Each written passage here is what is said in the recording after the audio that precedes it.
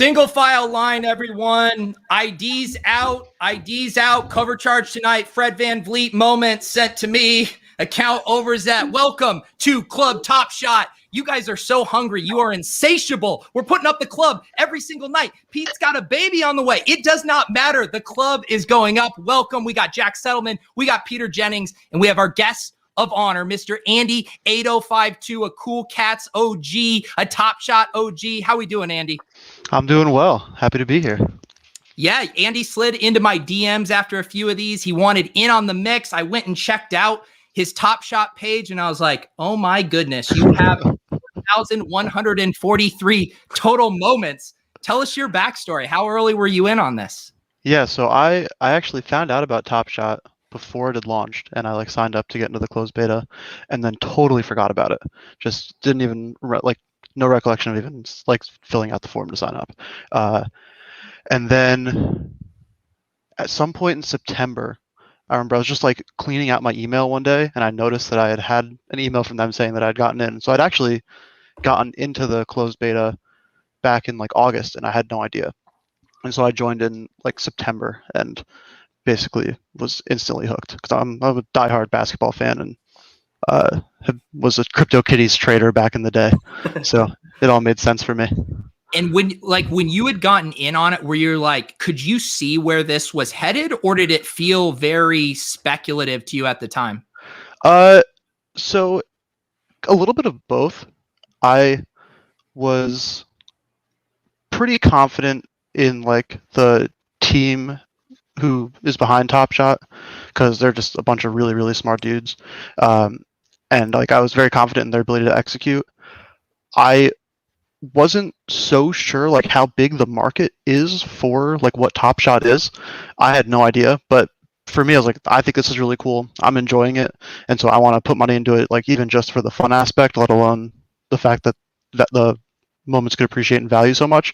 But I had never expected to see the prices that we're at right now. That was not even on my radar of what was possible. It's been really insane to watch for the last couple of weeks. And so for people who aren't familiar, what is the crown jewel of your Top Shot collection here?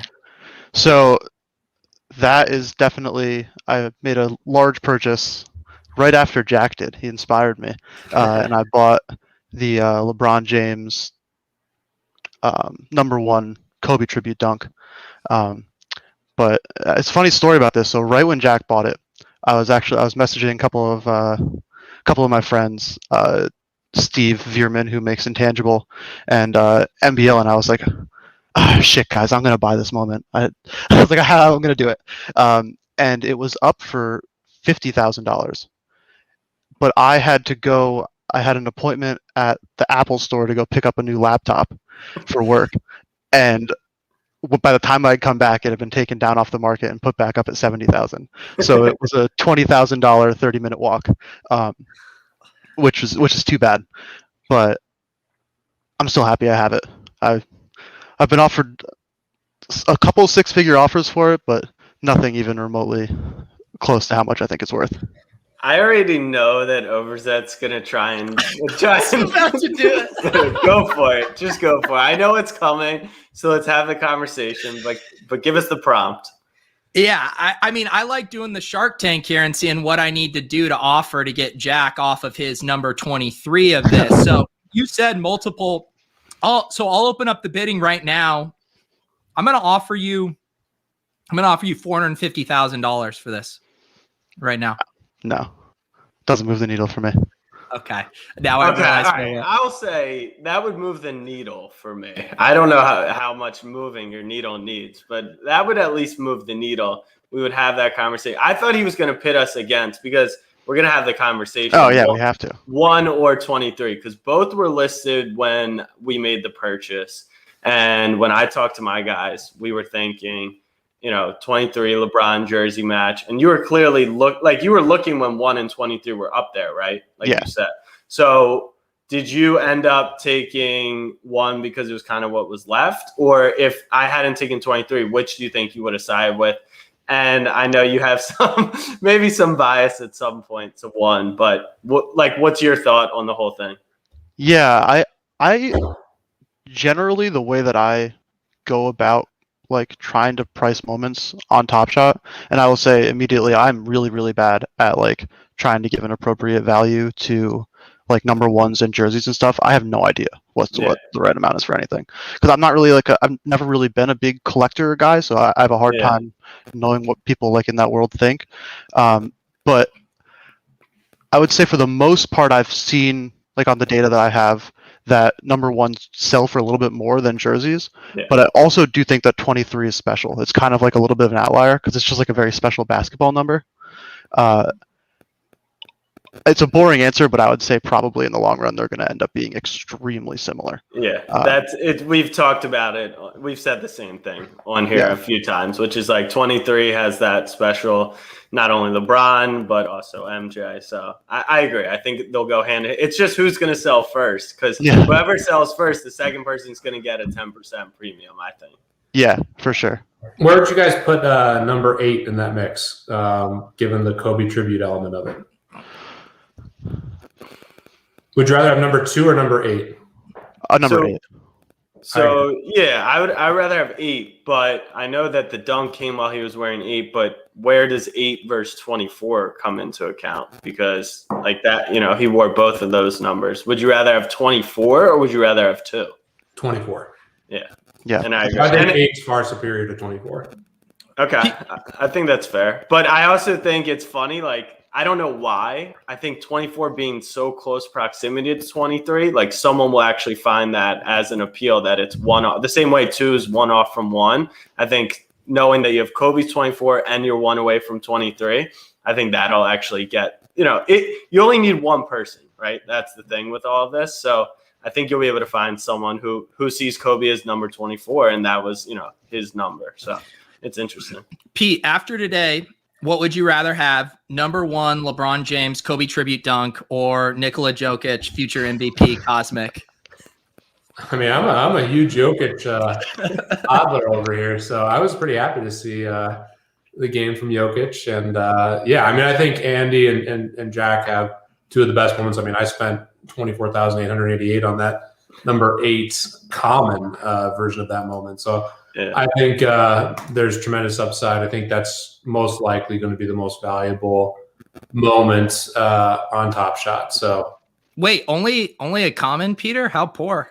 Trust me, 24K, 25K almost. And MBL, who Andy knows, he was the brains behind that buy. He's so sharp and just such a good person who's really helped me, and I love learning from him about this whole NFT space. And Andy, he wanted to say hi to you, but also told me to make fun of your stash. So and his first comment was make fun of your stash. So he's clearly one of your good buddies over there, Andy.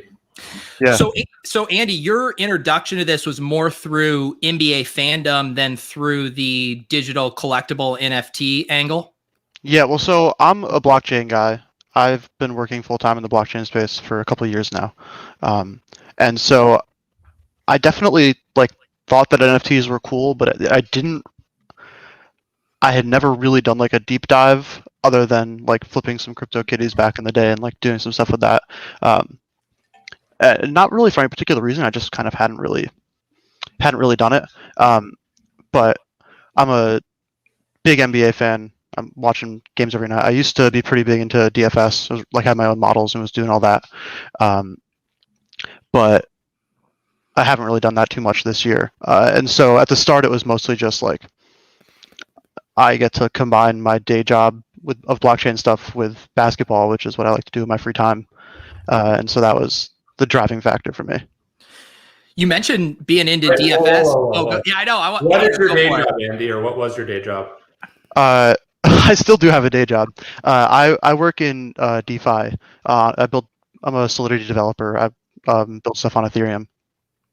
Dude, this guys, we're in the presence of a goat right here. This is literally. Tell us about your DFS background.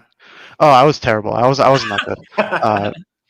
I guess the last NBA season was the season that I took most seriously. I had it wasn't like a super impressive model or anything. I was like doing some custom stuff with like defense first position and trying to see if that had any edges, but I don't think that defense first position is really Do you think any. it stacked up better than the Jennings model in the fantasy labs? No, I would not. That is something. That is a. You would not head to head for your LeBron Kobe tribute dunks. No, is what you're saying. I'll leave that to Jennings for sure. This was uncalled for, Willis. That would be the highest stakes DFS match ever for the Kobe tribute. Oh, So- that'd be fun. But And having a little bit of a DFS background, have you been enjoying the day trading elements of Top Shot based on, recent player performance? Or are you more kind of looking at it from mid to long-term investments? I'm mostly just doing long term. My general strategy with Top Shot when there was, I kind of always knew that it was going to go up at some point.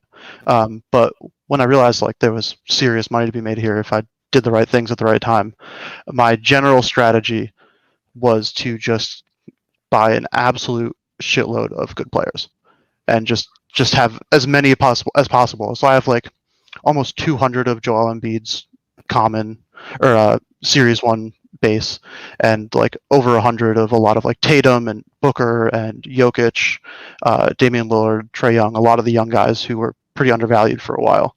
And so those I'm just going to hold until one of them wins an MVP or something, and then I'll sell them all for a lot of money. But I was doing a little bit of flipping here and there, but it's just like too much work.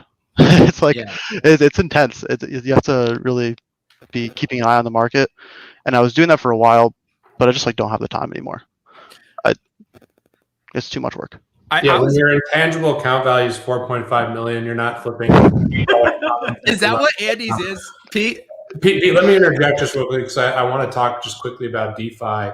I'm sure all you guys saw what Mark just wrote about, Mark Cuban, which was great to see.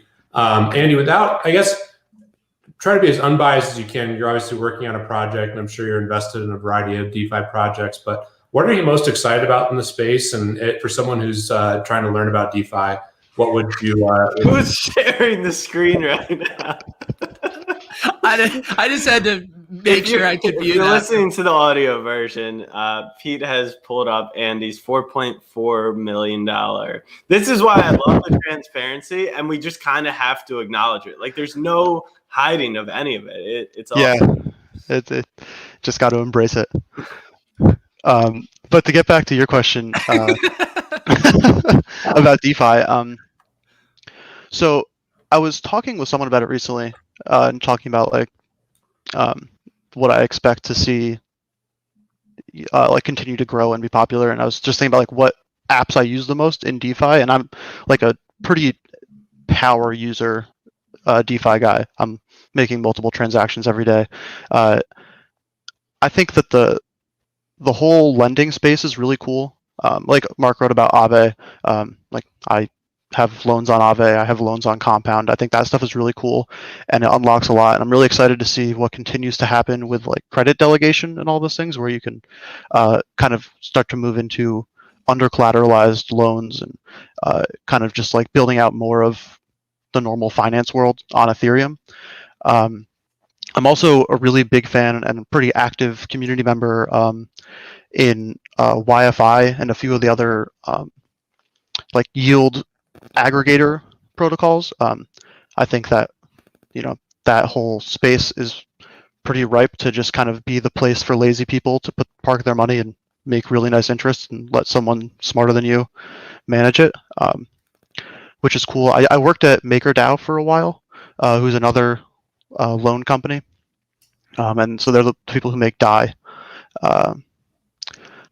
But I would say outside of those things, some of the stuff that I'm personally most interested in that's a little more niche is I really forever have wanted to make like a decentralized gambling situation. I'm a big gambler and just in general.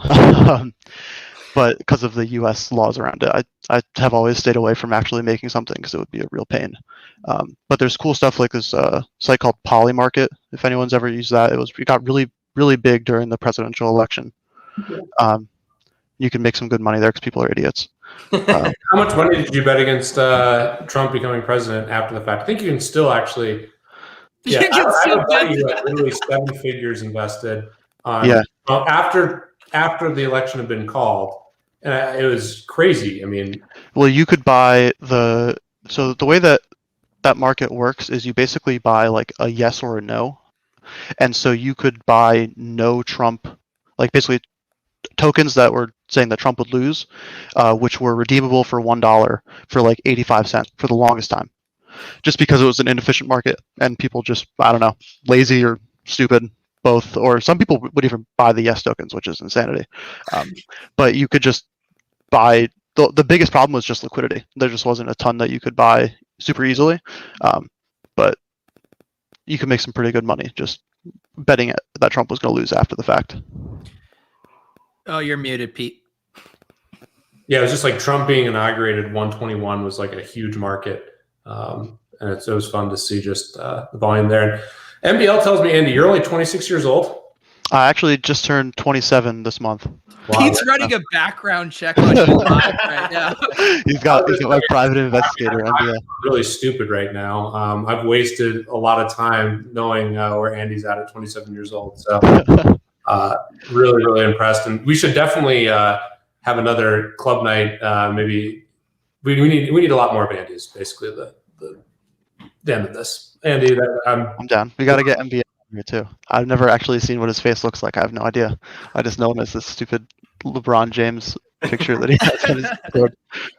So Andy, I tried to buy some moments from him. That didn't work too well. I was really his collection. I was trying to get some moments, and that was not successful.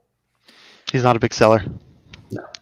I was going to ask you how, being familiar with blockchain, having, your finger on the pulse with this stuff, like where are you at as far as thinking Top Shot with their first mover advantage and the network effects is going to kind of be the big winner in this space for the long term, versus do you think there's other, NFT projects coming along that could have similar, even greater upside? Well, I have no doubt that there are going to be clones that try to do this. There's a soccer thing. It's not quite like Top Shot. It's called So Rare, I think. I'm not a big soccer guy. I haven't really looked at it too much. I've been telling my friends who are more into soccer to get on it. And it's had pretty good success. I think it was around before Top Shot even. I think it's a little bit older.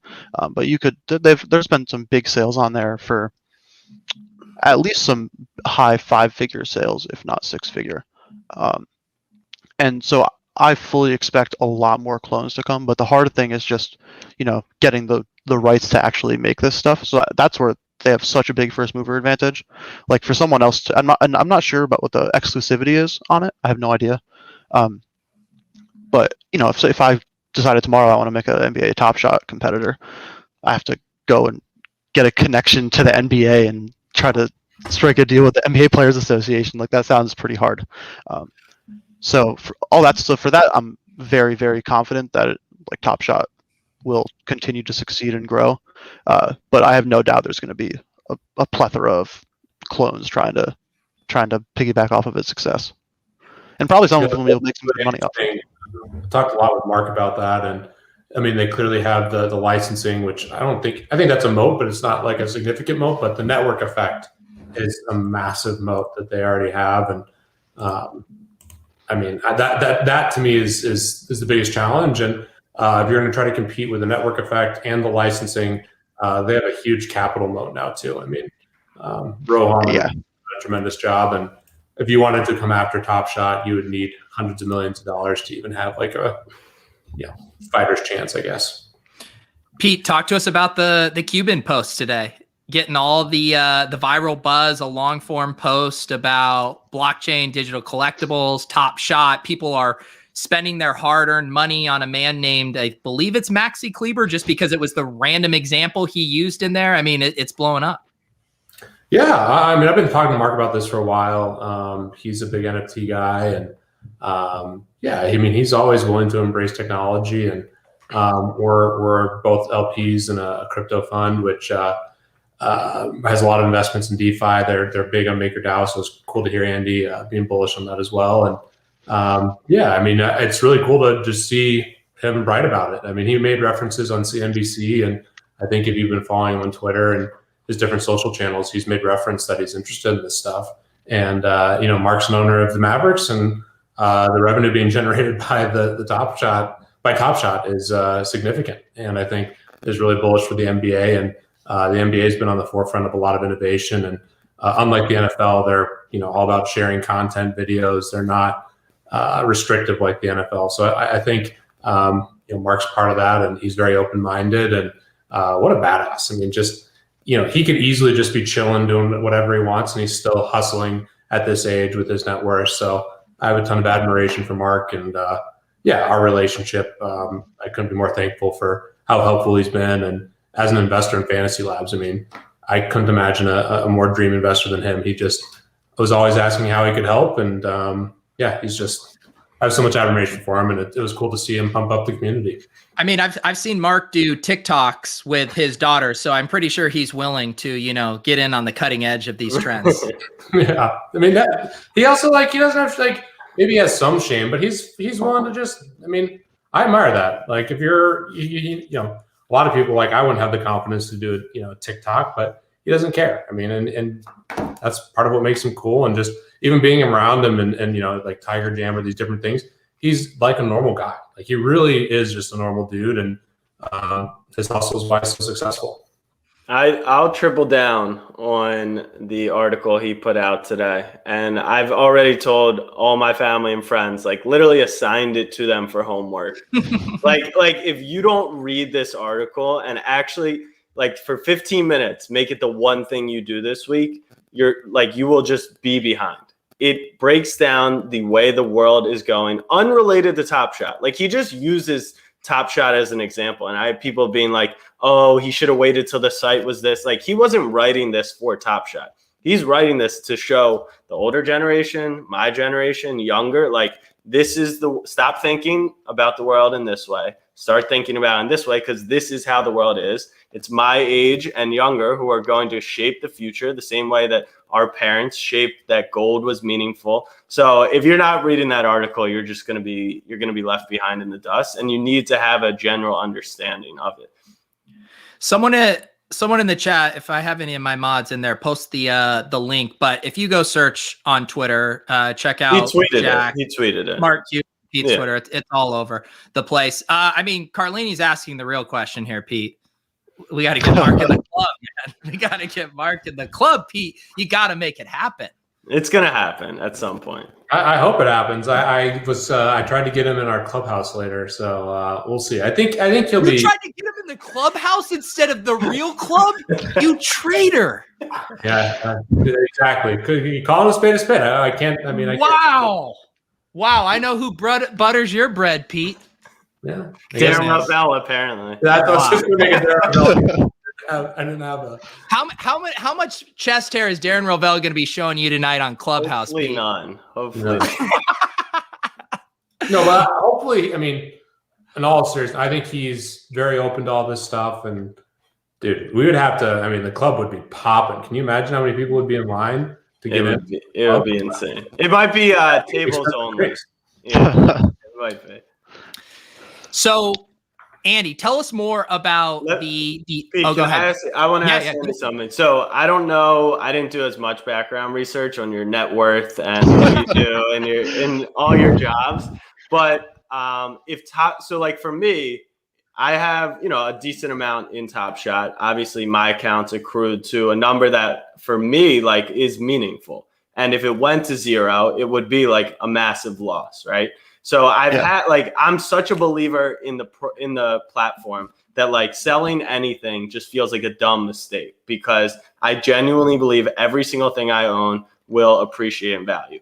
But with that being said, you obviously have to account that it could go to zero, and I would be fine. I could pay rent. It would absolutely suck. There would be massive regrets, and I could probably sell a couple moments, not even my best stuff, and be even and just be playing with house money or, stuff like that. So what's that like for you? Have you, knowing you're a huge believer, you said you wouldn't take anything for the LeBron moment.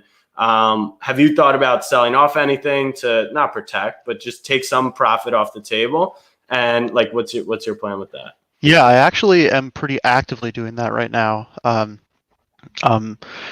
actually paying my friend to help me do it because it's like too much to handle posting everything all the time. But my general strategy right now is I'm still incredibly long Top Shot, but I'm going to take out my initial investment. Okay.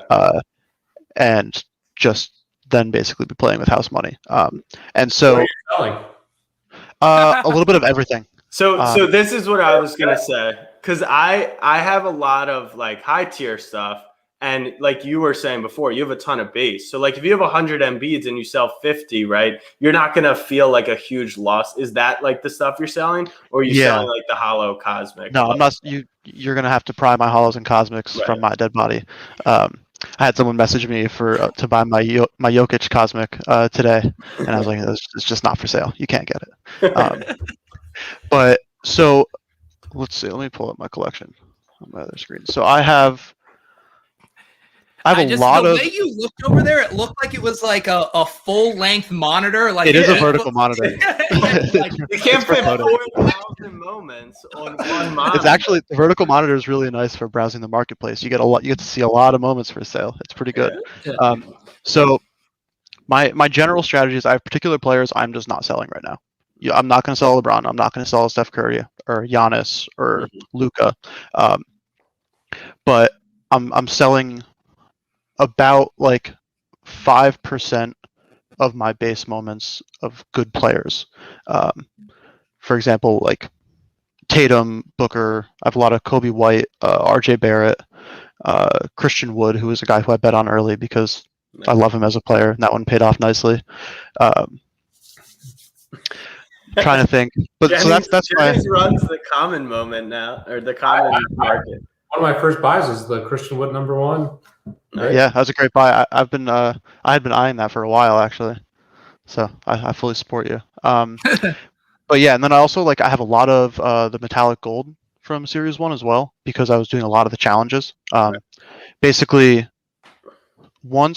so my kind of strategy right from the start was just like challenges are king. Just do every challenge you could possibly do, and I've had horrible challenge luck. So Veerman, Steve, he's had the worst challenge luck of anyone on the site. I have no doubt in my mind. The man does an insane amount of challenges, and he just gets terrible numbers every single time. But I've had pretty bad luck too. I got my first ever #1 challenge reward for Cody Zeller. I'd had horrible luck for so long, and I was like, I know at some point I'm going to get it.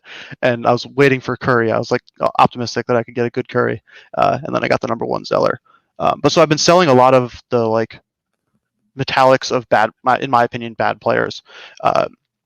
I want to keep one full set, but outside of that, I've been selling those and then some base moments here and there. And I'll probably end up. So I started doing this, and I ended up, I got a decent amount of money in my account, and then I just bought more stuff because I can't help myself. Yeah. I was like, oh, LeBron metallic gold looks pretty cheap. I'll buy one. So you mentioned challenges. Obviously, the challenge on everyone's mind right now is Cool Cats. Everyone's asking every question. I know they've started to drop the Cool Cats from the lottery in people's accounts, although it sounds like people are having trouble opening them. Hopefully that's not the case for later in the stream so we can open mine. But give the people Andy's take on the Cool Cats market right now, where you see Cool Cats prices settling, where you see the valuation of the Luka settling. Yeah, so I actually was doing some research on this the other day. So one of the things that I do a lot of when I'm evaluating the Top Shot marketplace in general is I have a spreadsheet of basically every player who I would buy moments of as an investment. So a lot of guys aren't on there just because I'm not going to buy one of their moments. But so what I have is every single one of their moments, the supply, the current price, and then basically what the implied market cap of that particular moment would be. And I use that as a way to kind of try to figure out if a particular moment is undervalued compared to the other moments that exist for that player. And so one of the things that this is nice for is it lets me kind of take some pretty nice and so far pretty good guesstimates on what the value is going to be of a particular challenge moment when they come out. And so I was looking at Luka the other day. My prices are probably a little bit outdated, but based on his Series 2 moments, which are the Deck the Halls and his common moment, each of those have around a $1.5 million market cap. And so if you go from there and say, well, I guess the question is how many Cool Cats challenges are going to be completed. Right now, I don't really know. I'm guessing 3,500. I think it's going to be a lot based on what the marketplace prices are. So like, let me put some numbers in. If we have 3,500 completed challenges and we're shooting for a market cap of 1.5 million, that would be $4,000. $430, Oh, 400. which Wow. to me makes it seem like the Cool Cats moments are way too expensive. So let's say the Series 2 stuff for Luka is actually like undervalued right now. People aren't buying it enough because it's CC and people don't really care about the Deck the Halls or whatever. Let's say that that's the case, and so let's instead say that it's going to be worth the same as his most expensive common moment, which would be his 3-point base shot, which is right around a 3 million market cap. So even in that case, if 3,500 of these are completed, you're looking at like a $800 or $900 Luka moment. Anything more than that, I would sell it. It's going to be overvalued. There's no way this moment is worth more than his base 3-point moment. That moment's awesome. And so considering that, I don't know how eager I am. So I have 6 accounts and I do like a lot of challenges. Right now I'm only completing one of these and I'm not sure I'm going to do more. I haven't decided yet. Two things. Well, one, we do have Cool Cats prices are massively dropping. This is amazing. Aren't we opening your pack from Jennings on the stream as the market has completely dipped by 50%? Yeah, we're gonna come full circle on this, but yeah, I feel like we have to hit 180 Booker on this stream to come full circle. But Andy, the only other kind of variable in that calculus, I think, is this idea of this master challenge with the Cool Cats. How are you factoring that math in? Well, there's 2 things that I think sometimes I even forget about when I'm calculating the challenges. You still have, right, those 5 moments. What are they at after it gets minted? Like, what's a really Cool Cat? Is it down to 20? Is it, still at 100? So you can kind of sell off, and it's what's your net cost to get the Luka challenge? And then it's, the master. So like, what are we going to be doing? Are people going to have to go back and buy Tobias when they're doing the master one? Did that start on our stream? Like, it was a conversation around maybe there would be a master challenge and then people ran with that, or what happened? There's been one other master challenge on Top Shot, which was the Got Game collection. Right. And so the reward for that was the what's his name? Matisse Thybulle rookie moment. Gotcha. That had like some interesting price stuff. Obviously, like at that point, all the moments were totally different prices than they are now. But you did see some of those moments go up in value a lot during that time. I could see that happening, and like you were saying with the prices dropping, it's pretty good players in the Cool Cats pack. They're not, it's not like anything insane, but like it could be a lot worse. And so odds are they'll hang around $75 or something afterwards. I wouldn't be shocked by that. Well, like, you know what I can do? I'd actually be curious to compare like what Booker's price is right now to his other moments and see how overvalued it is, because maybe it's not. Top Shot's down for me right now. Yeah, really? That's what the chat's saying is the Cool Cat dip is crush the site. I must have like a cached version of the site up because I'm still able to be on it. So let's see. Yeah, I Oh just my refreshed and I'm not having much luck here. God. So I haven't updated my Devin Booker prices in a while. I just opened the sheet and I can let on there my price for the Devin Booker base moment is $19. It just brings me back to a simpler time when it wasn't $230. Goodness. Let's see. Yeah, there were people saying something where there's issues opening the Cool Cats packs, but if you open them and you get an error message that they end up in your Moments account. So I don't know if they're just bypassing the unveiling thing, but we'll figure it out. Hopefully we can get a live opening here on the stream. I wish we could see the Booker prices just. I have him. Pete Give me is just, he wants Booker to hit. He needs vindication. I just think Cool Cats are that special. I mean, maybe I'm. I agree. I am generally just base metallic gold hollow guy. I am back, folks. All right, so I have the prices in front of me now. So as of right now, the Booker Cool Cats moment is about 4x the market cap of his first base moment, which is his block. It's at a $1.2 million market cap, and his base moment is at 300,000. So I would say that these moments are like at least 4x too high, which is a lot.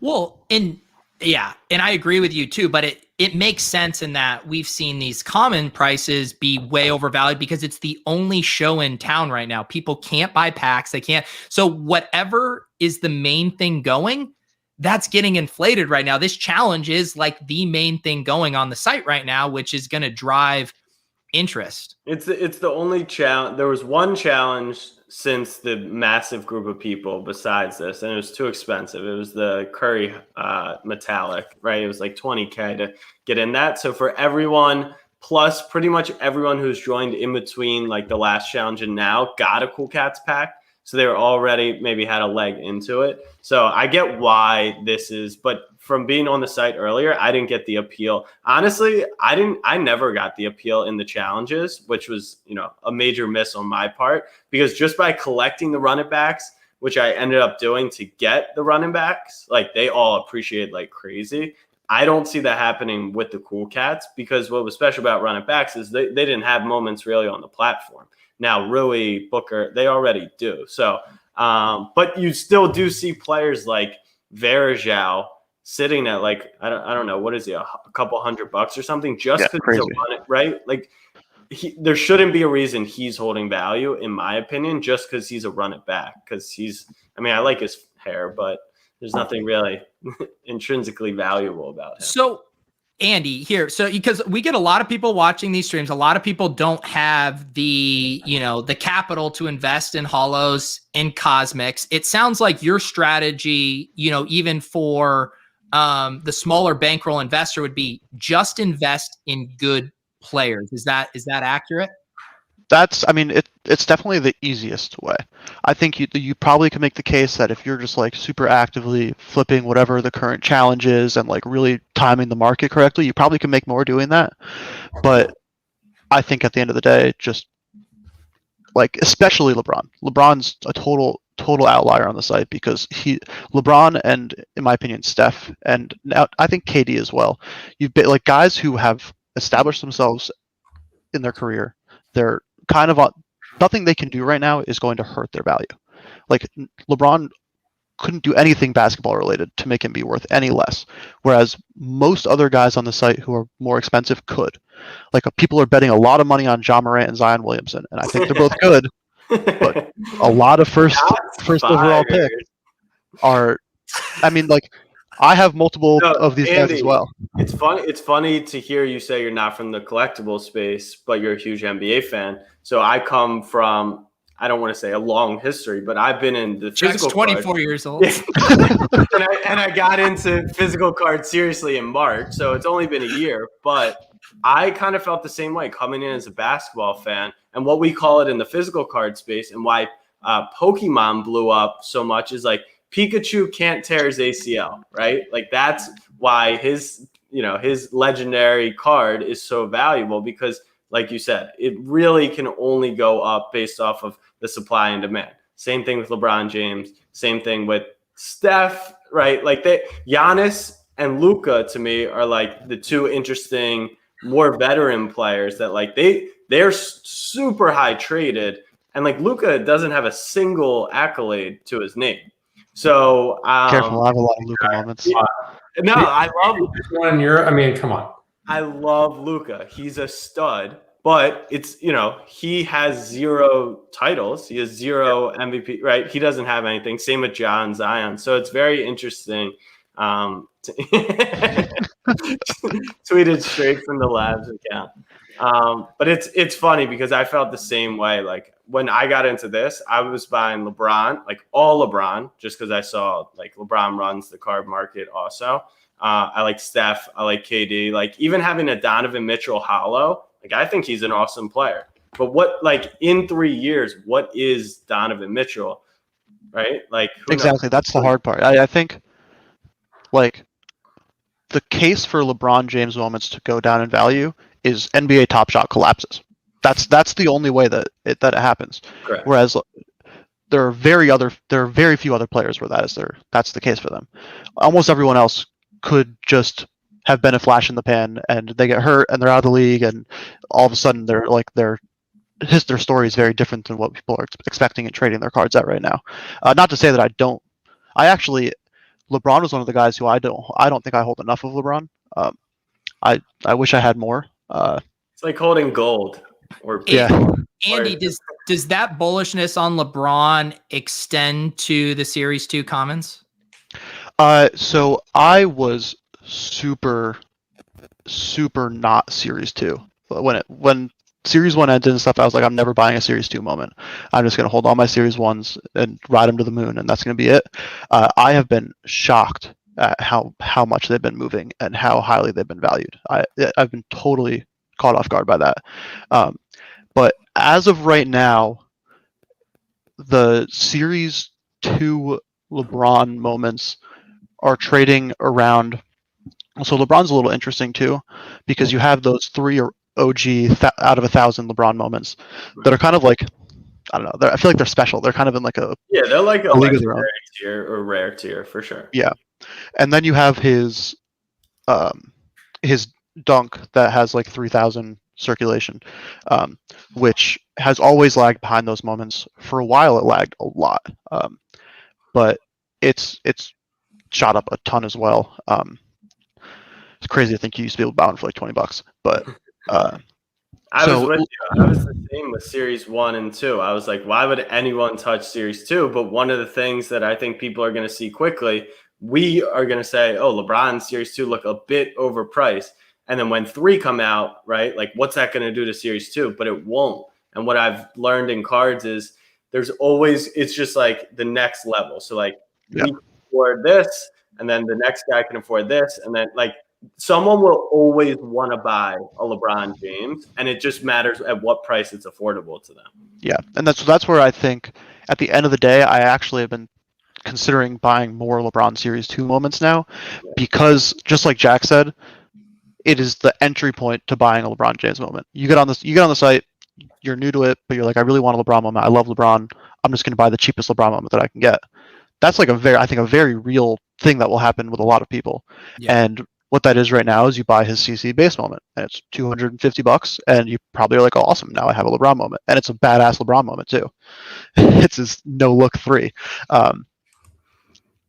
So yeah, as of right now, his base moments for Series 2 are trading at about like 2/5 the market cap of his 1,000 supply moments, and a little more than half the market cap of his 3,000 supply moment. And so I expected those to be way lower, but I'm not sure that they're overvalued. I think that I just misappropriated, like was wrong. I was just wrong on how much people value them. So you're oh, go ahead, Pete. A variety of topics there. One, couldn't agree more on LeBron. My biggest mistake on the platform, when we're talking about Jeremy and Bales, was like we had 3 main targets, LeBron being hands down number 1. And if you look at the ratio of LeBron relative to other moments, and you look in like the physical card world, it was just massively off. It was just not proportional relative to the card market. To Ja and Zion, I actually have a different view than you, Andy, that's shaped largely by Jeremy, and I think I'm probably in between you and Jeremy. But if you look in the physical card world, which I'm pretty bearish on physical cards broadly. Like my view on collectibles now is like I either want vintage or I want digital. So like or dinosaurs. Yeah, like, I want really old shit or I want NFTs, like prehistoric old shit. Yeah. But if you look in that world, I mean, the rookie moments, specifically Ja and Zion, are like off the charts. And I do think Ja and Zion both have generational upside. And you're never going to have a LeBron James rookie. And maybe they do that in like a run it back series, or they create a LeBron rookie moment or something along those lines. But you truly have a legitimate rookie moment that was minted early. You can go back to 2020, like when Top Shot was created, you have these legitimate rookie moments on 2 players that have as much upside as basically any player in the league outside of LeBron, maybe. The interesting thing with both Ja and Zion is I feel like they have more injury risk than basically any other player, too, just the way they play. Specifically, Ja, and is a big bag holder. It's just amazing to watch, but I'm holding my breath multiple times a game with how he plays. So I do think there's significant downside, but I think the upside of those 2 players is off the charts. I totally agree. So it's just a different bet. I think LeBron, there's not much he can do to hurt his value, but I do think he still has a ton of appreciation value. I think he's probably still the best buy on Top Shot from a risk reward standpoint, but the volatility that I think you want to embrace in this market with Ja and Zion specifically, I think is just insane. I want Series 1 and I want super elite players or players that have like sex appeal. Like I think Spencer Dinwiddie is an amazing buy on the platform, given how innovative he is as a person and his like involvement in the crypto space. And there's stories like that, like, Bogdanovich buying his own moment. The people that embrace this, I'm interested in those stories. And then I'm interested in like players who can be Hall of Famers. That's mostly the gist of it. Yeah, go ahead, Jeff. Noah's dad's comment, which is Ja becoming as good as LeBron is so unlikely. It's impossible. Ja Morant will not be the best or second best player ever. I don't think that's what you need for the moment to appreciate, because it's a rookie moment. And like you said, even if they do a LeBron run it back, it's not Series 1. It's not the first set of moments. So I agree. There is that upside. When I went with my big buys, I played it safer by buying LeBron James. I would go back in time and buy LeBron. Yeah. But I think a lot of the people in the chat were like, we're not here to play safe. It's fun. It's Pete's casino and it's his whatever he likes to call it, slot machine. So let's talk about good buys. I think Dinwiddie's an interesting name.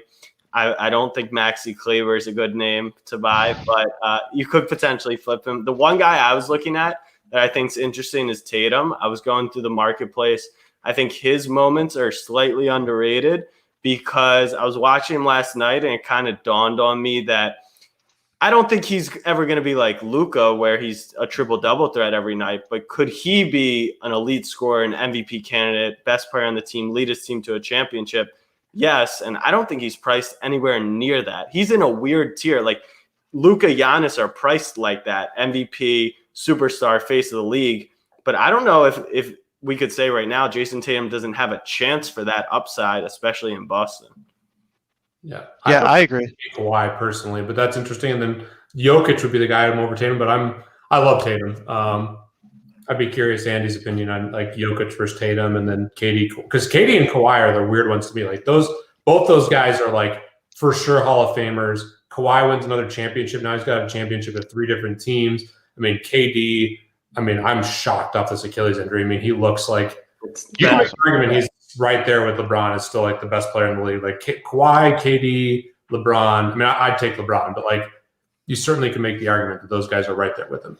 Yeah, Kawhi makes no sense to me. He never has on the site. It's physical too. It's the And same. I think it's just that he's a boring guy. Like, I really think that's all it comes down to, is like some part of it is just who's a fun, exciting NBA player who's in the spotlight and doing stuff, and that's just not Kawhi.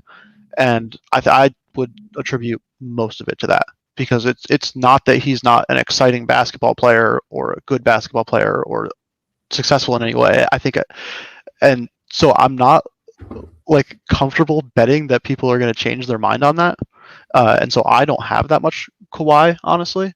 And it's mostly just because it seems like people don't want Kawhi, and I don't really totally get it. But same. It's interesting because you asked about Jokic also, Jennings, and big men and Kawhi. So like boring-ish players just don't sell in the physical. And I'm curious if a player-driven asset, which is obviously what we're dealing in, if that's going to replicate, or that could change. Like, Andy, I'm sure your Embiids have gone up massively because he's literally the MVP candidate. But have they gone up? Like, are they reflecting what a true, like, if Luka was the front runner MVP, his shit would actually be untouchable right now. And I'm sure Embiid's still potentially underpriced just because he's a big, and these kids people just don't like the appeal of big. Yeah, Top Shot seems to really not like the Top Shot marketplace. Seems to really not like big men, which it's too bad for me. I've made a lot of bets on big men on Top Shot. I have like 200 Jaren Jackson Jr. moments. And, he's a yeah. I like that. I love it. I bought him. I bought 200. I didn't even know he was on the piece. market. That's the sharpest buy I've heard, because he's about to come back and be a stud.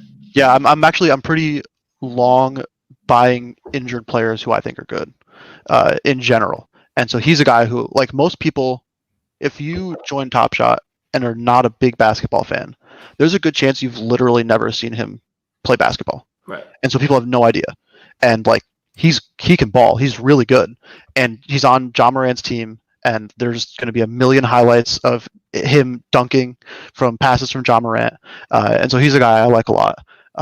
And so your question about my Embiids, they've actually done pretty well, but I also was like the first guy to buy Embiids. Right. I blew through he had like I think he had like 30 or 40 moments for sale for $2 at one point. And I was just like, all right, I'm dropping a couple $100 on Embiid, and I'm just going to blow through his moment floor. What's it go for now? I do not know, and the site is down. I think it's around $200. It's nice 100x return. yeah, it's not too bad. But cool. The guy who I have understood the least on Top Shot is Anthony Davis. Makes no sense to me. The market has hated him for so long, and just like he lags behind a bunch of players who are not as good as him, and he's in a massive market. He's going to win another title with LeBron. He's an awesome player. He's a very exciting player to watch, and he just always seems to lag behind. He's probably the favorite to be the best player in the league for the next, when LeBron, those guys retire. I'm with you about a 69 finals moment, a 69 for Mance. That was nice. Yeah. I'm with you. A couple other guys I want to throw in the mix. Steph is a generational player. I went and shot hoops for 2 hours today, and all I did was dribble combinations into shooting threes, like just trying to emulate Steph. I think there's a ton of young kids who do the same. All right, hold on. Just from the platform I run, there are more Stephen Curry fans than there are Warrior fans. He's the guy of the younger generation. So because he is the ultimate wish fulfillment of every skinny little kid playing basketball, being like, how do I get in the NBA? I don't look literally like LeBron. Jennings. Like, all I can do is shoot. And it's super fun, like to do the stuff. And then on Andy's point, I've made a decent bet. There's two guys. One of them is because my dad. I'm heavy on Malcolm Brogdon, but correlated with Brogdon is Karis LeVert, who I think has tremendous upside. And I think the Pacers are a sneaky dark horse team in the East. And LeVert's one of those guys who's hurt right now, had the kidney issue, really scary. But, man, when he's healthy, I've been super impressed by him. And I think that Andy's right on point, like finding the guys who are hurt or maybe a little undervalued and going after them. And then you mentioned Damian Lillard. Like, Damian Lillard is not only amazing, you saw his value skyrocket last night after hitting the game-winning shot, but he has, the wrapping and these other things. So I think the blend of like really successful on the court and off the court is also an intriguing factor, which is probably why Kawhi, maybe Anthony Davis, like, you know, one of my good friends, his wife like hates Anthony Davis strictly because of his aesthetics, like just thinks he's the ugliest, weirdest dude and hates him. It's just like she's like literally is like gone on rants about not liking Anthony Davis, and I love it. I mean, I think he's a huge favorite to be the best player in the league for a stretch of time, and he might be the best player now. Like I think LeBron's still the best player, but you could argue Anthony Davis is as valuable or more valuable. Last season, I was saying like it's bizarre. I mean, it's expected because it's LeBron, but AD was the best player on that team because he was also the best defensive player on the floor. Exactly. Lillard is an interesting one because, like I was saying before, right? Like Luka, we expect him to win an MVP. Giannis has MVPs. So, like, besides that, they don't have the titles, the deep playoff runs. Dame had, like, he's amazing. But in 3 years, if he starts to go in the wrong direction, as guards tend to do when they cross 30, what's Damian Lillard have to his name to where his floor doesn't just absolutely like fall apart on him, like a Darren Williams or, you know, any of those great points who just, they weren't on a good enough team or organization. Do you have any thoughts on like, I mean, look at Westbrook. I think that's a perfect example. Westbrook's But like, Dame's a really good shooter, so that's where it's different. It's like as he loses his athleticism and stuff. Yeah, no, I think he'll hang around. But I'm saying he's at, how old is he? 27, 28, 29 probably? Like 30 or 31. Yeah, I think he's a little bit older. Okay, so he's over 30, and 30. I'm not saying he's for the chat that's like freaking out. I'm not saying that he's going to go like have a massive drop off, but give it 3 years, even if he's playing at a high level and then he retires. What do you say Damian Lillard was? A 3-time first All NBAer, and that's kind of it. So I think he's everyone to me on the platform is flippable because I do believe we're going to, 50x the amount of users in the next 2 years. But when we're thinking about long-term holds, I don't know if like a player like Dame to me is one I personally would have. Andy, I want to hear your thoughts because the other kind of big topic around the Top Shot water cooler these days is these rookies and how the rookie badges / first moment badges might affect their value. Everyone kind of wondering, is it already priced into the marketplace? Have you done any digging on that? I haven't heard you talk a ton about your position on rookies. So I will also add one other guy I like a lot is Jokic. And I had a long conversation with MBL about whether or not he can win MVP. And yes. MBL said no. And I was like, dude, you're wrong. I promise you, you're wrong. Dude. First of all, Jokic is an amazing ping pong player, the funniest dude to be around. Such a Jennings anecdote to sprinkle in there at the top. Yeah, dude, he's the best. I mean, obviously I'm a Nuggets homer. I've spent time with Jokic. He is the man, and he can absolutely win MVP, averaging a triple-double. Watch him. He scored 33 points and a half tonight. Yeah, on Gobert. He is so unique, and I think he has superstar upside. And Andy, you and I can just tell MBL how stupid he is for not winning. Yeah, he just messaged me. I was like, oh, what a call out. But as far as the rookie stuff goes, I have like a really weird non-committal stance on rookies. Honestly, I have a couple rookies that I have way too many moments of. I have some other ones like I'm super short Rui Hachimura. Why? I don't really have a reason. I don't know. I don't have very much Rui. I have a lot of Kobe White. I have a lot of RJ Barrett. I have a lot of Darius Garland. I have a lot of Sexland in general. I have a lot of Colin Sexton as well. I think that it's probably pretty priced in right now that these rookies are going to get there. But also, I think there's I'm going to say that with a caveat is I don't know what it's going to look like or how that's going to influence the way that like the moment looks or anything like that. And if it's something that's like super badass and everyone's like, oh, holy shit, this looks so cool. That's different. But if they just have a little tag on the bottom that says, this is their rookie moment, I'm not sure that I think that might be priced in already.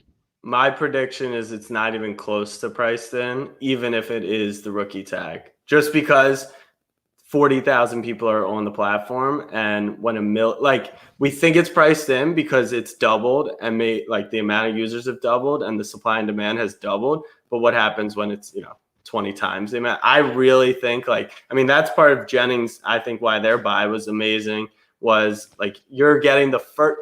I'll say this: the first series rookie tags is like the craziest because it's the double first. It's the rookie year and it's series 1. Series 2, Halliburton, LaMelo, I think is interesting, but series 1 rookie, I don't think you can go wrong buying them at any price. That's why we bought the Zion number 1, jersey number 1, and series 1. That's a great buy. Okay, which is and by the way, we're half of the investment as a group that we've made is LeBron. So we bought, I think we have 3 LeBron Cosmics. We bought the number 8. We have the thesis, and we even having like half the dollars invested in LeBron, we still screwed up. I think Taylor's comment nails it right on the head. When they add a filter for rookie, that's when it's game over, because that's right. Like that's what people will come in, and if they're not getting, they know who the stars are. They know it's Giannis. They know it's whatever, Luka, LeBron, KD. But if you're in series 2, and right now I have to sort by lowest as descending series 2 and figure out who the rookies are. Like, why is this Denny guy here? Why is Maxey here? Okay, these are the rookies. But when you can just sort by it and they're tagged, that's going to be money. All right. Yeah, I think that's a good point. We're running out of time. We have a few housekeeping things we need to do before Jack and Pete run off to their treehouse. So, Andy, you were saying that, and this is tough to do right now because the marketplace is gone or down right now, but I feel like we should tee up the giveaway here. I don't want to put words in your mouth, but it seemed like you were willing to part cheaply a la Pete Jennings with some of your bookers. Yeah, I think I can swing. I talked to my accountant, and I can swing one of each of the Series 1 Booker base moments. Ooh, okay. Okay. All right. Should I pull a Jack and do a real-time giveaway here? Yeah. Even though last time did not go very smoothly, we literally got hit with a lawsuit, I feel like, but all right. So Andy, tell me which ones we're giving away here, and then we'll set up the parameters. Okay, well, I can't actually do anything on the site right now. But the moments themselves are the Booker block Series 1 common and the Booker jump shot Series 1 common, which is a good moment. It's a bubble game winner. And how many moments total are you willing to part with here? Let's do let's have fun. Let's do 2 of each. Okay, so 4 total? Yeah. 4 Series 1. Is that what we're doing? Yeah. Okay. Yeah, 4 Series 1, 2 of each, 2 of the block, 2 of the jump shot. Okay. So this is what we're going to do. We're going to say you're going to follow Andy. Seems like an easy one. While he's typing that, what is 8052 have any correlation? And how many 8052 serials have you bought? I actually haven't bought any, and I totally should. I have never even thought about that. No, I just put 8052 on my handle for stuff because it's all in a vertical line on a number pad. Made that up when I was in 7th grade or something, and just kind of stuck with it. I'm very much once I make up a name for something, I stick with it. My handle on Discord, if you guys ever see me on there, is. You're putting in a freaking ad for yourself. Yeah, this is an Andy ad here. First of all, Peter, some of us didn't have to do a background check on Andy before the show. Some of us have been communicating with Andy well before and have already talked about this.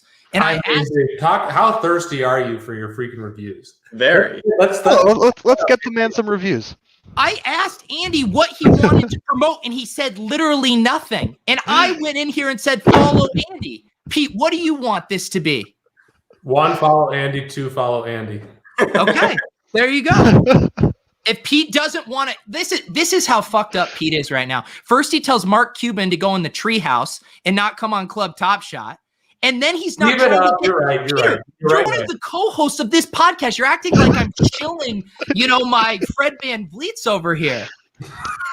God, everything Ashley says about you. You can leave it up specifically for that reason. I went to your profile because someone asked, where do I send the Van Vliet? So I wanted to make sure I typed in the right @. Yeah. And I had to go check. You have so many Van Vliets. It's incredible. I'm trying to get to 500. I think I'm up to. I don't even know what I'm up to. You're 47 or 49. But when I last checked, you were at 6. Yeah, we got a long ways to go. But anyways, which Van Vliet are we doing? Are you going? We're in the club. Switch to dark mode, bro. okay, I have the amount of heat I'm getting from Pete right now is just absolutely. We're gonna go grab some water. I'll be right back. Firing shots, that's. All right, let Andy go get his water. You guys have to go. I really wanted to be able to open Cool Cats back. Is the site working for any of you guys right now? No.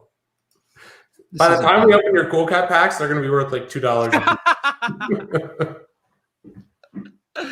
Oh my God! All right, so here's the deal. I was out of line, Mans. I'm sorry. I love you. All right. Despite Peter's protestations here, Devin Booker giveaway. This is what you do: you follow Andy, you retweet this, and you leave a review on Club Top Shot. Next episode, we will draw names and we will give away 4 of Andy's moments that he's generously parting with. So big thank you to Andy for coming on and giving out these moments. So okay. What's up, Pete? No, I was gonna say you always got to throw a little retweet in there, get some extra impressions on that bad boy.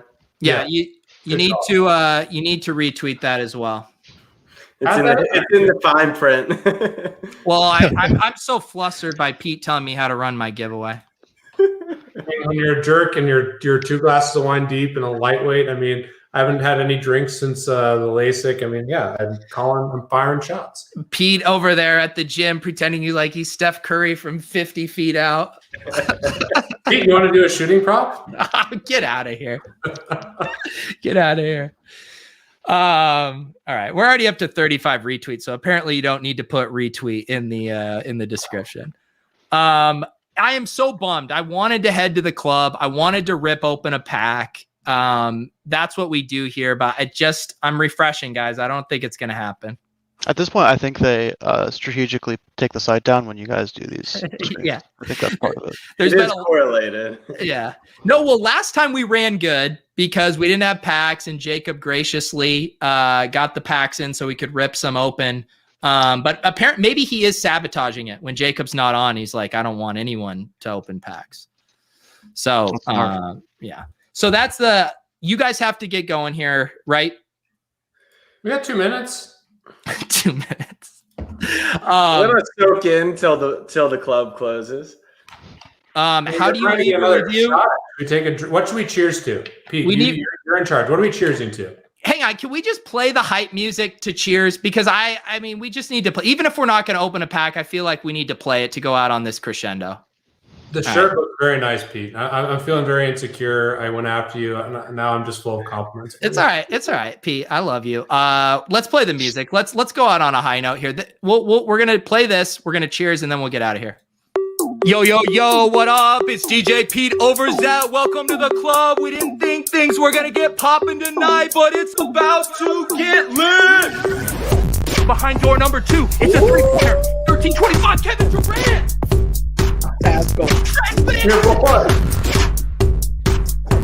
We're gonna get a LaMelo. We're gonna get a Luka. We're gonna get a LeBron. Victory reveal. Let's go. God damn it! I don't need another layup. To the window.